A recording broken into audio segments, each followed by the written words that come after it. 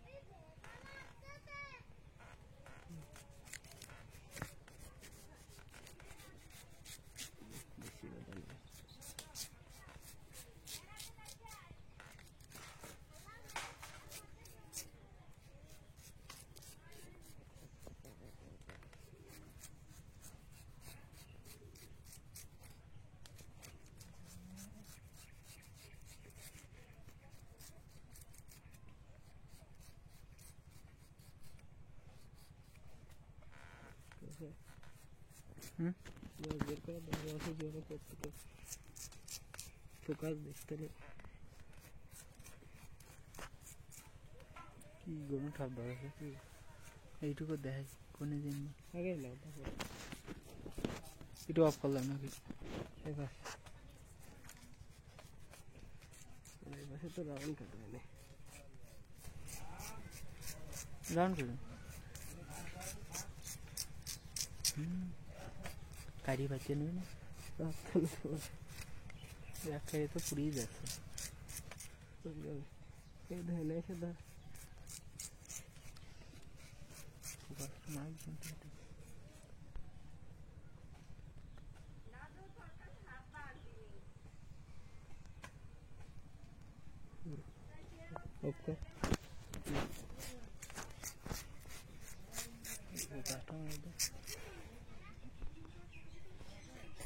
Lock করে দেয় আর কিছু না।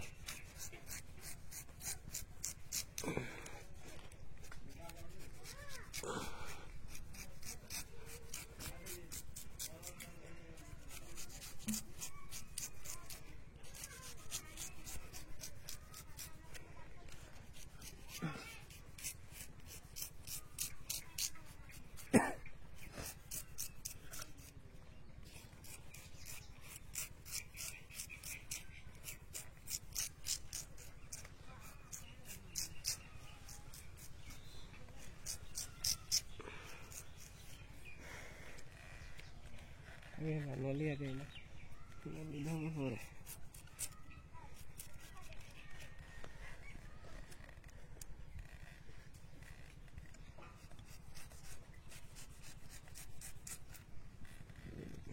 Apa itu?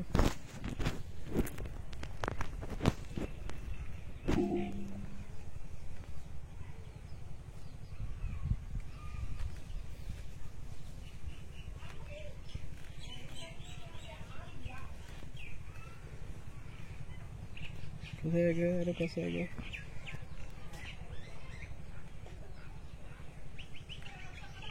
देखिए मैंने दिखाई जान कोई चलो मिस्टी हन के पास से लगे